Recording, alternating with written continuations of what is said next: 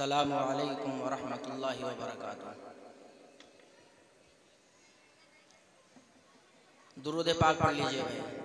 अल्लाहुम्मा सल्ली अला मुहम्मद व अला आलि मुहम्मद कमा सल्लैता अला इब्राहीम व अला आलि इब्राहीम इन्नका हमीदुम मजीद। अल्लाहुम्मा बारिक अला मुहम्मद व अला आलि मुहम्मद कमा बारकता अला इब्राहीम व अला आलि इब्राहीम इन्नका हमीदुम मजीद। मुबस्मिलन व मुहम्दिलन व मुसल्लियन व मुसल्लिमा अम्मा बाद। क़ाल अल्लाहु तआला फ़ी कलामिहिल अज़ीज़ अऊज़ु बिल्लाहि मिनश शैतानिर रजीम बिस्मिल्लाहिर रहमानिर रहीम। या अय्युहल्लज़ीना आमनू क़ू अनफुसकुम व अहलीकुम नारा। व क़ाल अल्लाहु तआला फ़ी मक़ामिन आख़र या अय्युहल्लज़ीना आमनू क़ू अनफुसकुम व अहलीकुम नारा। व क़ाल अल्लाहु तआला फ़ी कलामिहिल अज़ीज़ या अय्युहल्लज़ीना आमनू तक़ुल्लाहा हक़्क़ तुक़ातिह व ला तमूतुन्ना इल्ला व अंतुम मुस्लिमून। सदक़ल्लाहुल अज़ीम। व अन अबी हुरैरा रज़ियल्लाहु तआला अन्हु क़ाल क़ाल रसूलुल्लाहि सल्लल्लाहु अलैहि वसल्लम कुल्लु उम्मती यदखुलूनल जन्नता इल्ला मन अबा। क़ालू या रसूलल्लाह व मन यअबा।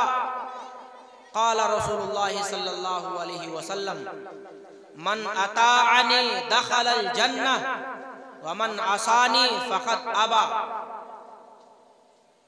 औ कमा क़ाल अलैहिस्सलातु वस्सलाम।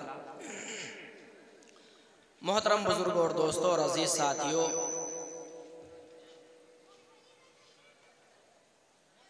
अव्वलन तो मैं मुबारकबाद देना चाहता हूँ उन नौजवानों को जिन्होंने इस महफिल को सजाने और संवारने में अनथक मेहनत और कोशिश की है। अल्लाह रब्बुल इज़्ज़त इस मजलिस के संवारने वालों को अपनी शाया निशान बदला अता फरमाए। मेरे मोहतरम बुजुर्गों और दोस्तों, आज के जलसे का उन्वान है इस्लाहे मुआशरा, मुआशरे की इस्लाह। ये दर हकीकत दो लफ्जों से मिलकर के बना है, एक है इस्लाह और एक है मुआशरा। मुआशरा किसको कहते हैं? असल में ये मुआशरा अश्र, इश्र, उश्र ये इन सब से निकलता है, जिसके अगर लफ्जी माने देखे जाएंगे तो 10 लोगों के रहने की जगह। लेकिन आज का जो इस लफ्ज का इतलाक होता है वो 10 लोगों पर नहीं होता है। मुआशरे की इस्लाह दर हकीकत एक एक फर्द की जिम्मेदारी है कि वो अपनी जात से वो मेहनत और कोशिश करके अपने दिल को अल्लाह रब्बुल इज़्ज़त के अहकाम और जनाब मुहम्मदुर रसूलुल्लाह सल्लल्लाहु अलैहि वसल्लम के तालीमात के मुताबिक अपने आप को संवारने और उसके मुताबिक अमल करने के लिए आरास्ता और पैरास्ता करें। मेरे मोहतरम बुजुर्गों और दोस्तों, सिर्फ हम ये लफ्जों से कहें कि मुआशरे की इस्लाह हो जाए, हमारे मुआशरे के अंदर इस्लाह कायम हो जाए, मेरे प्यारे मेरे अजीजों, ऐसा नहीं हो सकता है।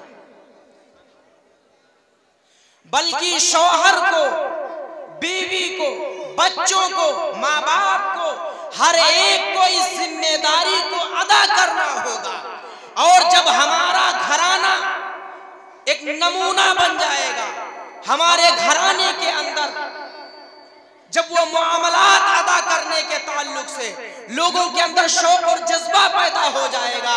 और जब हर एक घराने के अंदर ये चीजें रिवाज में आ जाएंगी, फिर एक वक्त आप देखेंगे कि हमारा मोहल्ला एक शानदार मोहल्ला बन जाएगा, हमारा कस्बा एक शानदार कस्बा बन जाएगा। और अगर हम ये सोचें कि सिर्फ हम जुबान से कहते रहें हमारा मुआशरा ठीक हो जाए, हमारा मोहल्ला ठीक हो जाए, मेरे प्यारों मेरे अजीजों, ये ऐसा ही है जैसे कि चूहों के अंदर मशवरा हुआ कि घंटी बांध दी जाए, फिर आखिर में बात यहाँ पर आके अटक जाती है कि आखिर बिल्ली के गले में घंटी बांधेगा कौन। इसलिए मेरे प्यारों मेरे अजीजों, हमको ये बात समझनी पड़ेगी, ये बात हमारे जहनों के अंदर उतारनी पड़ेगी कि घर का फर्द हर एक को हक अदा करे। शौहर बीवी का हक अदा कर रहा हो, बीवी अपने शौहर का हक अदा कर रही हो, माँ बाप अपने बच्चों और औलाद का हक अदा कर रहे हैं, औलाद अपने माँ बाप का हक अदा कर रहे हो। जिस घर के अंदर ये माहौल बनेगा वो घर एक नमूना बनेगा और फिर उसके असरात और उसके बरकत करीब करीब के घरों के अंदर इंशाअल्लाह मुंतकिल होंगे। फिर एक वक्त आएगा कि इंशाअल्लाह हमारा मुआशरा एक खुशगवार मुआशरा बनेगा। मेरे मोहतरम बुजुर्गों और दोस्तों, एक अजीब वबा फैलती जा रही है हमारे घरों के अंदर, एक अजीब वबा फैलती जा रही है हमारे घरों के अंदर। मियां बीवी के अंदर, सास बहू के अंदर, बहू और ननद के अंदर इस तरह से जहर घोला जा रहा है कि घर में आकर के पहले ही दिन से गुस्सा गर्मी का माहौल इस तरह से कायम हो जाता है, फिर जिंदगी अजीरन बन जाती है। मेरे मोहतरम बुजुर्गों और दोस्तों, मैं उन माँ और बहनों से कहना चाहता हूं कि घर को संवारने में सबसे बड़ा किरदार अगर किसी का है तो मर्द से ज्यादा औरत का है। मर्द काम के ताल्लुक से बाहर रहता है, घर की औरत 24 घंटे घर के अंदर है। घर को कैसे संवारना है, घर को कैसे चलाना है, बच्चों की तरबियत कैसे करनी है, घर का सारा काम किस तरह से होना है, ये सारी जिम्मेदारी घर की औरत की होती है।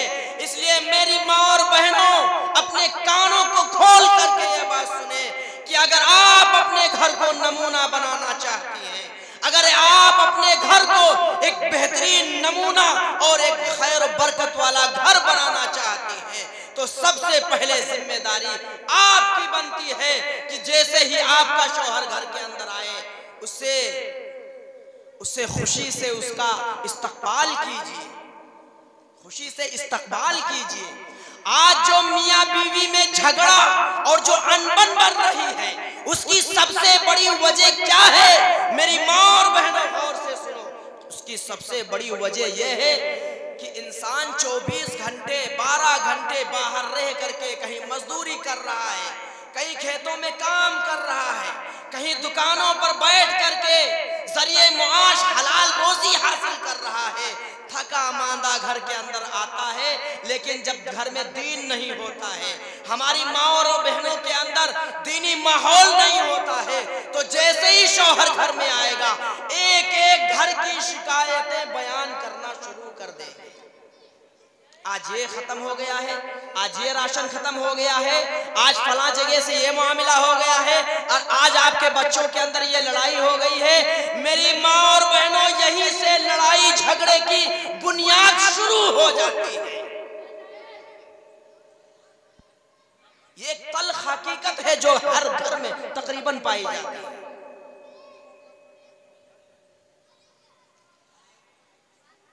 जहां ये बुनियाद पड़ी, हमारा घराना फिर सही सालिम नहीं रह सकता। इसलिए मेरी माँ और बहनों, उस वक्त आपको क्या करना है? उस वक्त आपको एक काम करना है कि जैसे ही आपका शौहर आए, आप उसका खुश दिल के साथ चेहरे पर मुस्कुराहट लाते हुए अपने शौहर का इस्तकबाल करें। और जैसे ही शौहर घर के अंदर आए, सबसे पहले आप उससे कहें अस्सलामु अलैकुम, अस्सलामु अलैकुम। ये अमल मेरे प्यारों मेरे अजीजों हमारी जिंदगियों से निकल चुका है। सलाम, अल्लाह के नबी ने क्या फरमाया? सलाम एक बेहतरीन दुआ है, सलाम एक बेहतरीन दुआ है। अल्लाह के नबी का मामूल, घर में जाते सलाम करते, घर से बाहर आते सलाम करते। हम अगर कहीं साल 2 साल बाद अगर आ रहे हैं घर में तो सलाम हो गया तो ठीक, वरना बस ऐसे ही काम चल रहा है। सबसे पहले सलाम, वहीं से अल्लाह रब्बुल इज्जत मामला शुरू कर देंगे। और फिर उसके बाद में हमारी माँ और बहनों को क्या करना है कि ये लीजिए एक गिलास पानी। जब ये मामला हो जाएगा, फिर आप देखेंगे कि शौहर आपकी तरफ किस तरह से मायल होता है। अगर आप उससे कोई चीज मनवानी चाहेंगे, अल्हम्दुलिल्लाह आसानी से मान जाएंगे। और एक चीज जो घरों को तोड़ रही है, वो सास और बहू की लड़ाई है, जिससे शौहर बीच में पिस जाता है। माँ की न सुने बेटा नाफरमान है, अगर बीवी की न सुने तो आखिर वो बेचारी जो तुम्हारे भरोसे पर अपने माँ बाप को, अपने भाइयों को, अपनी बहनों को छोड़ करके आई है, वो किसके भरोसे पर आई है? अगर आप उसकी जरूरतें पूरी न करेंगे, अगर आप उसका कहना न मानेंगे, तो बताओ उसकी जरूरतें कौन पूरी करेगा? इन दोनों के चक्कर में अगर कोई पिसता है तो वो बेचारा उसका शौहर या माँ का वो लड़का पिस रहा होता है। बहुत सी ऐसी औरतें हैं, ये तल्ख हकीकत है मेरे प्यारों मेरे अजीजों, सुनना पड़ेगा। ये तल्ख हकीकत है कि जब लड़कियां अपने यहाँ होती हैं, शहजादी बन करके रहती हैं, माँ बाप उनको न सिखाएंगे, न उनसे कुछ काम लेंगे। हमारी बेटी से कुछ ना ले काम कराना, हमारी बेटी कुछ ना करेगी, हमारी बेटी खाना भी न पकाएगी, उसको कोई घर का काम नहीं करना है। अरे कम अक्ल, आपको ये तो जरूरी सोचना पड़ेगा कि ये लड़की पूरी जिंदगी आपके घर में नहीं रहने वाली, नहीं रहने वाली। एक ना एक दिन आपको उसको विदा करना पड़ेगा। विदा होकर के जब आएगी, माँ बाप ने कुछ सिखाया नहीं है, घर पे रह के काम करना पड़ेगा, खाना पकाना पड़ेगा, बर्तन धुलने पड़ेंगे, सारे काम करने पड़ेंगे। और जब घर में कुछ सीखा नहीं है, वहीं से फिर मामला शुरू हो जाता है।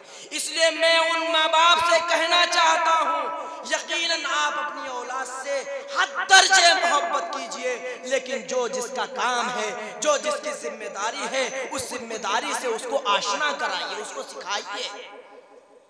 और एक तल्ख हकीकत है, चूंकि ये उन्वान है इस्लाह मुआशरा, घर घर की ये कहानी है, घर घर की ये कहानी है।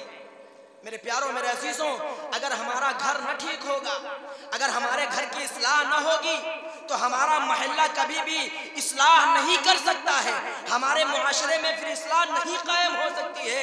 इसलिए ये अहद करें इस मजमे के अंदर का हर फर्द कि इंशाअल्लाह हम इस मजमे से जब उठ करके जाएंगे, इंशाअल्लाह सबसे पहले इस्लाह की जो जरूरत आएगी वो अपने आप को सामने रखे हुए करना है, और फिर अपने घर को इंशाअल्लाह हम ठीक करेंगे भाई, इंशाअल्लाह करेंगे भाई, इंशाअल्लाह।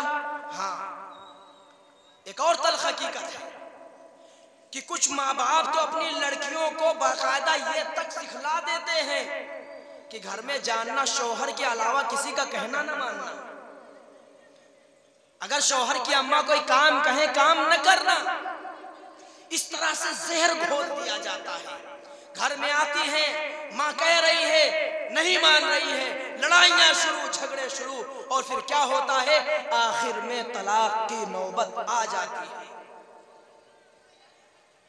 मेरे मोहतरम बुजुर्गों और दोस्तों, उन औरतों को तो ये सोचना पड़ेगा कि जिस तरह से आज हम ब्याह करके शादी शादी करके निकाह करके हम दूसरे के घर आए हैं, जिस तरह से हम एक बहू और जिस तरह से हम घर की उनके एक फर्द बन करके आए हैं, मैं भी एक दिन माँ बनूंगी, मेरी भी एक लड़की होगी, मुझको भी उस लड़की का निकाह करना पड़ेगा। अगर मैं ये अमल करूंगी तो एक वक्त आएगा कि फिर मेरी बेटी भी यही अमल करेगी। इसलिए मेरे प्यारों, मेरे अजीजों, हमको ये बात सीखनी पड़ेगी।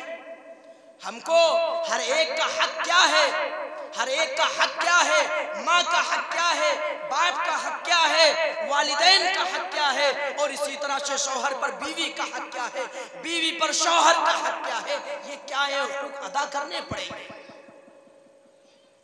इसलिए मेरे मोहतरम बुजुर्गों और दोस्तों, और मैं उन नौजवान से एक बात कहना चाहता हूँ कि यकीनन आप बार बार ये बयान सुनते रहते होंगे कि माँ बाप का कहना मानो, माँ बाप के सामने बिल्कुल बिछ जाओ, माँ बाप के हुक्म के आगे उफ न होना चाहिए। वला तकुल लहुमा उफ, खुद अल्लाह ने लफ्ज कह करके बतला दिया कि ऐ लोगों, अगर तुम्हारी समझ में नहीं आ रहा है तो ये बात कान खोल करके सुन लो कि अपने माँ बाप को उफ भी न कहना, वरना तुम्हारी दुनिया भी बर्बाद, तुम्हारी आखिरत भी बर्बाद हो जाएगी। माँ बाप का कहना मानो। बड़े वो खुश नसीब हैं जिनके माँ बाप हयात हैं, वो खुश नसीब हैं जिनके माँ बाप हयात हैं। आप कभी तन्हाई में उनसे जाकर के पूछिए जिनके बाप नहीं है, जिनको सही राह दिखलाने वाला बाप नहीं है, जिनके पास सही बात और हक बात बतलाने वाला उसका साया बाप नहीं है, जिनकी माएँ नहीं है, उनसे पूछो जाकर के कि शफकत से हाथ फेरने वाला कोई हाथ उनके पास नहीं है। मेरे प्यारों, मेरे अज़ीज़ों, इनकी कद्र करो। ये एक अनमोल नगीना है, ये एक अनमोल तोहफा है, इनकी कद्र करनी पड़ेगी। वरना याद रखना, याद रखना, एक अल्लाह का कायदा है, एक अल्लाह का कानून है कि जो जिस तरह से बोता है अल्लाह रब्बुल इज्जत फल उसको उसी तरह से देते हैं। अगर आप मिसाल के तौर से आपने गेहूं के दाने डाले हैं खेत में, तो जब फसल तैयार होगी तो आपको गेहूं ही मिलेगा, चावल नहीं मिलेगा, बिल्कुल चावल नहीं मिलेगा। ठीक इसी तरह से अगर आप अपने माँ बाप के साथ हुस्न सलूक करोगे, अगर आप अपने माँ बाप का कहना मानोगे, तो यकीनन आप भी जब बाप बनेंगे, आपके भी जब औलादे होंगी, वो आपका कहना मानेंगे, वो आपके हुक्म के सामने बिछ जाएंगे, आपके हुक्म पर अपनी जान तक लुटा देंगे। लेकिन अगर खुदा न खास्ता, बड़े अफसोस के साथ ये सुनना और कहना पड़ता है, ऐसी ऐसी कारगुजारियां, खुदा की कसम रोना आता है, ऐसी ऐसी औलादें पड़ी हैं जो माँ बाप को गालियां दे रही हैं, जो माँ बाप को गालियां दे रही हैं, जो माँ बाप को बुरा भला कह रही हैं। ऐसे लोग पड़े हैं।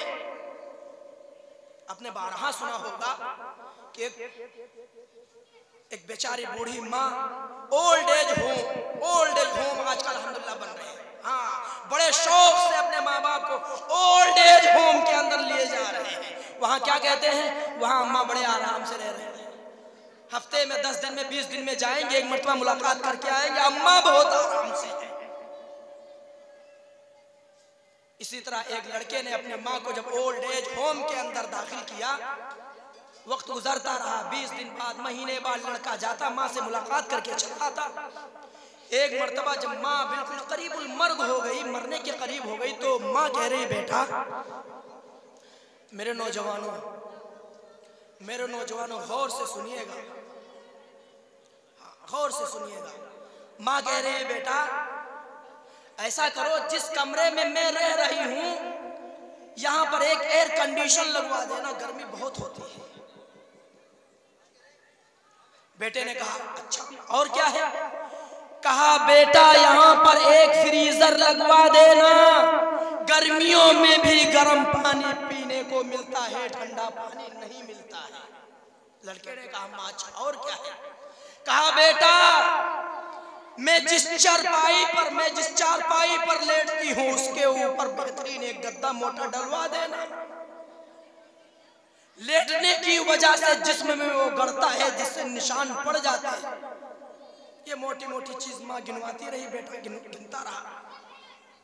गौर से सुनिएगा मेरे प्यारों, मेरे नौजवानों। बेटे ने कहा अम्मा जान आपने इतनी जिंदगी काट दी, अब जब आखिरी वक्त है तो आप ये क्यों कह रही हैं?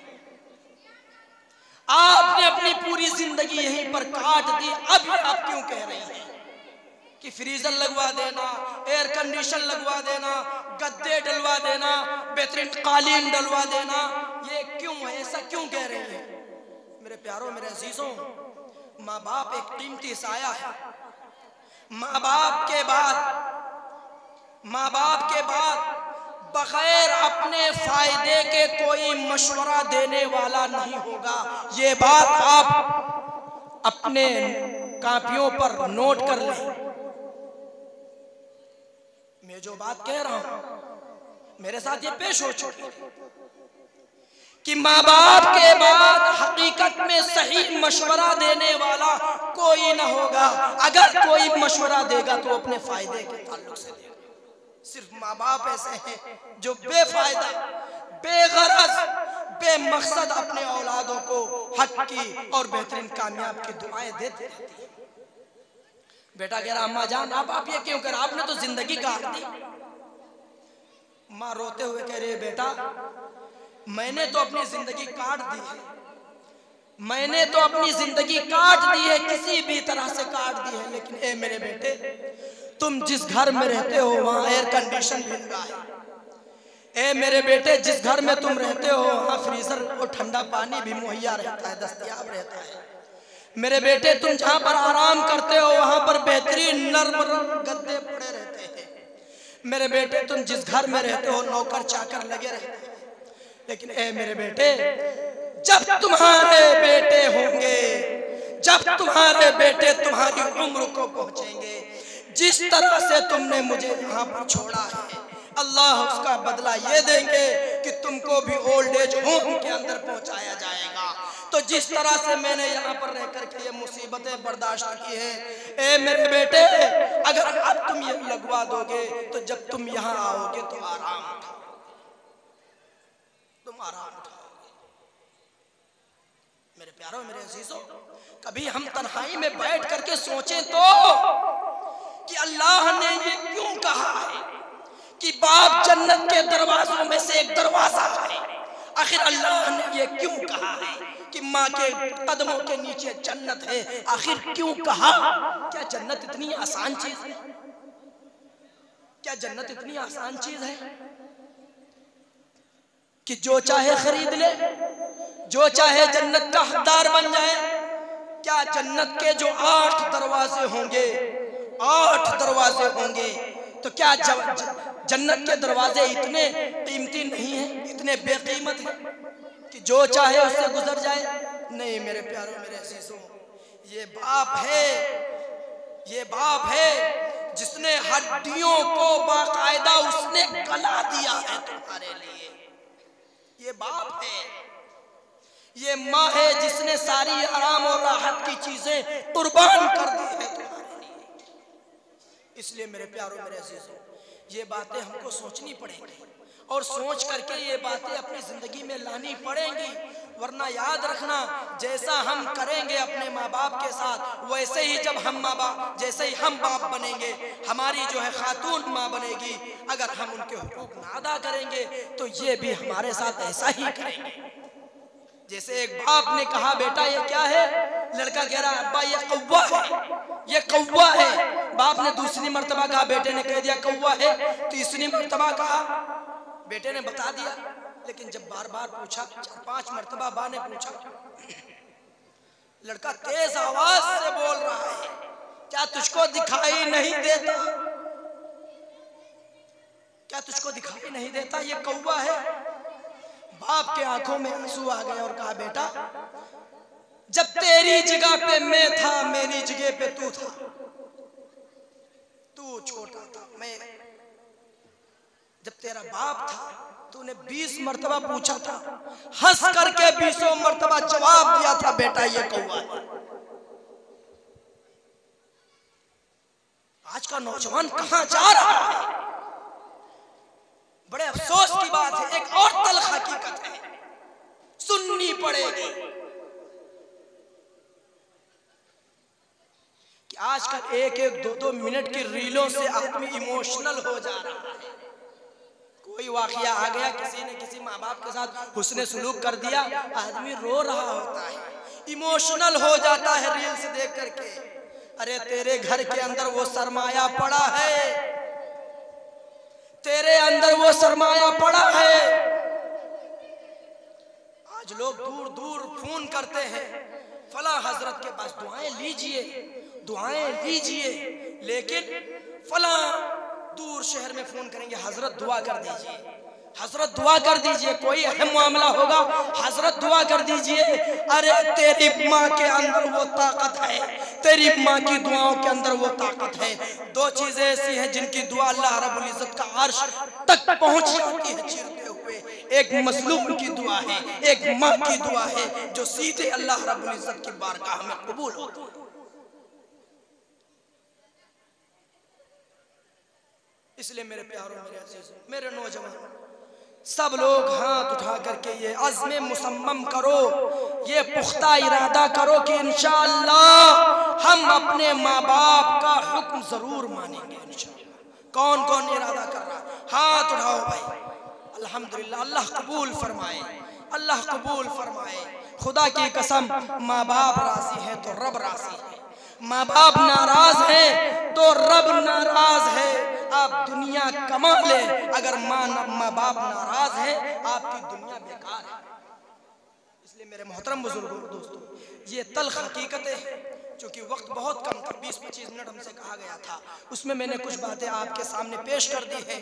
ये बातें इंशाअल्लाह अगर हम इसको अपने अमली ज़िंदगी में ले आएंगे इंशाअल्लाह, तो एक मुआशरे के अंदर इस्लाह की बुनियाद पड़ जाए। कायम तो नहीं हो जाएगा इतनी जल्दी, लेकिन एक बुनियाद पड़ जाएगी कि हर एक अपना हक अदा करे, पड़ोसी पड़ोसी का हक अदा करे, माँ बाप बच्चों का हक अदा करे, पड़ोसी पड़ोसी का हक अदा करे। किस तरह से हक अदा करे उसका भी एक नमूना, उसकी भी एक मिसाल है। मैं अपने वक्त के अंदर हूँ, आधे घंटे से पहले मुझको उठना है, मैं वक्त के अंदर हूँ, कुछ बातें आपके सामने पेश कर रहा हूँ कि पड़ोसियों का हक किस तरह से अदा करें। आजकल तो ये मामला है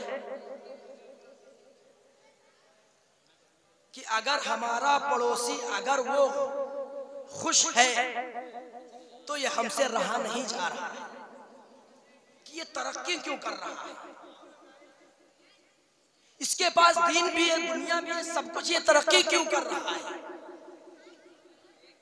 सहाबा का क्या मामूल था, प्यारे आका की तालीमात जो थी सहाबा ने उसको किस तरह से अपनाया था।